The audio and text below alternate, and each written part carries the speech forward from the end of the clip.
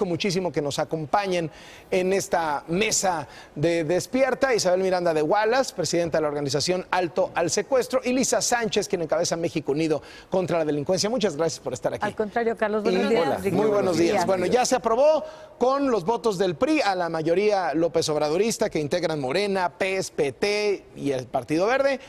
Se aprueba la Guardia Nacional.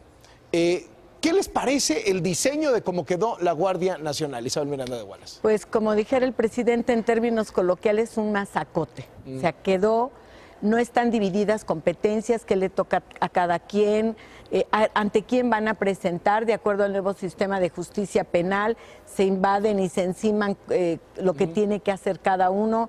Pero más allá de esto, Carlos, a mí la pregunta que yo haría es, ¿para qué querían hacer reforma constitucional? O sea, ¿cuál de verdad es el objetivo? ¿Qué hay detrás de esto? Y te voy a decir por qué. Porque era muy fácil verle dado facultades a una Guardia Nacional sin ver modificado la Constitución. Es decir, había otra forma de hacerlo.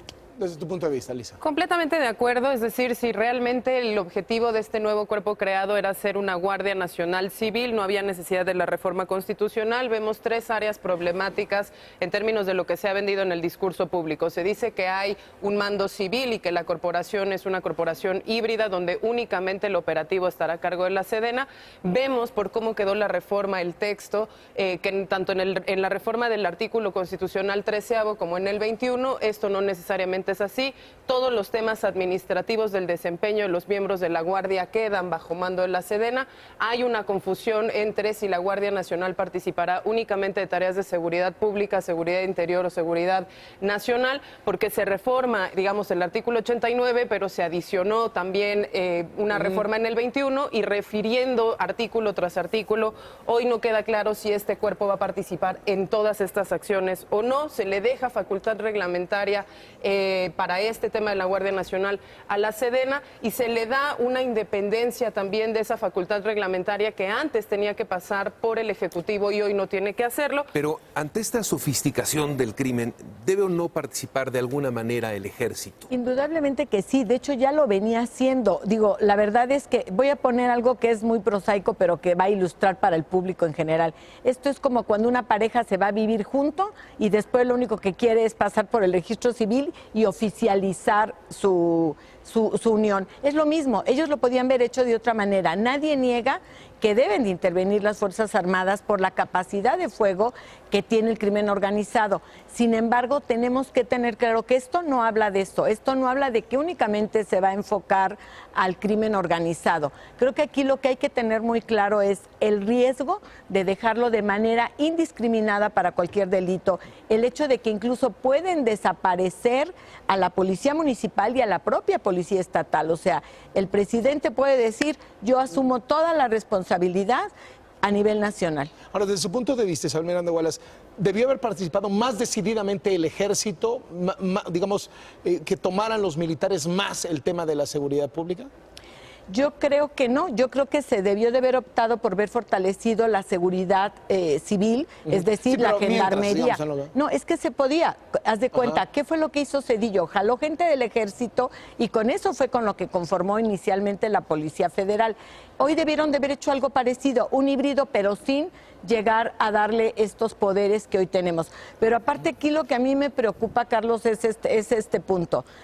Realmente el objetivo es pacificar el país y abatir la inseguridad. El mismo proyecto en los motivos dice que solo el 20% se logrará, es decir, pacificar el país, solamente un 20%. Y me llama la atención porque con qué indicadores clasificaron que el 20% iba a influir en la Guardia Nacional para pacificar el país. Ellos dicen que el resto, el 80%, está en otras políticas, pero tampoco mencionan específicamente cuáles. Lisa, se escuchó a la sociedad entre el planteamiento inicial y lo que aprobaron ayer. ¿Hubo alguna escucha de lo que decía la sociedad o de plano no escucharon nada? Ninguna de las sugerencias sugerencias, porque hubo propuestas muy concretas y hubo además un rechazo prácticamente unívoco del dictamen.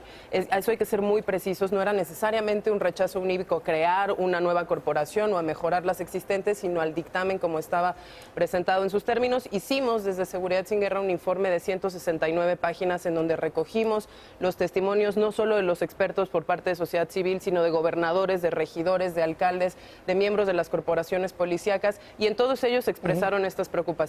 Hay dificultad para identificar cuál es la facultad jurisdiccional que va a tener esto, cómo se va a llevar con los ministerios públicos, cuál va a ser de verdad la definición de competencias, quién van a poner a los quién se pone a detenidos. disposición, y es un régimen que más que darnos certeza, ni a militares, ni a policías, ni a ciudadanía, nos deja todavía con mayores lagunas y en mayor sentido de indefensión, porque si esto no funciona, nadie va a saber dónde ponerle el candado. Ahora, Lisa Sánchez. Y el costo lo va a asumir las Fuerzas Armadas, Carlos, porque creo que los han puesto en un predicamento muy difícil. Justo ahí quería hacer hincapié, es una pregunta que siempre saco porque ves las encuestas y me llama muchísimo la atención. Es decir, el presidente en campaña decía, voy a sacar al ejército de las calles. Luego gana la elección, tiene todas estas reuniones de seguridad y él se convence de que el ejército tiene que permanecer en las calles y no solamente eso, sino reforzar todavía más su presencia, que es lo que está planteando.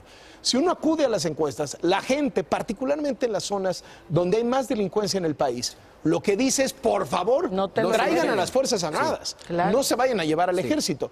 ¿Esto no choca con lo que están planteando ustedes como organizaciones de la sociedad civil? No, por supuesto que no. Yo creo que todos estamos conscientes que ahorita en este momento, y yo lo dije desde antes que tomara protesta y cuando el presidente decía que iba a sacar, yo decía, es imposible por lo menos en 2 años. Lo que tendría que haber hecho es fortalecer en esos 2 años las instituciones civiles para después ir haciendo esta retirada. Y por eso te digo que ponen en un predicamento a las Fuerzas Armadas, porque han hecho un gran trabajo. No le tienen miedo en sí la gente a las Fuerzas Armadas porque saben que nos defiende. Yo creo que tienen miedo al mal uso político que se le puede dar a las Fuerzas Armadas. Lisa Sánchez. Yo creo que hay 2 cosas fundamentales. La primera es que efectivamente hay maneras de gestionar la excepcionalidad y con el marco constitucional vigente se podía hacer a través de la reglamentación de 2 artículos, del 119 y el 29. Y además de la segunda parte de esta pregunta tiene que ver con que la gente lo que quiere es seguridad.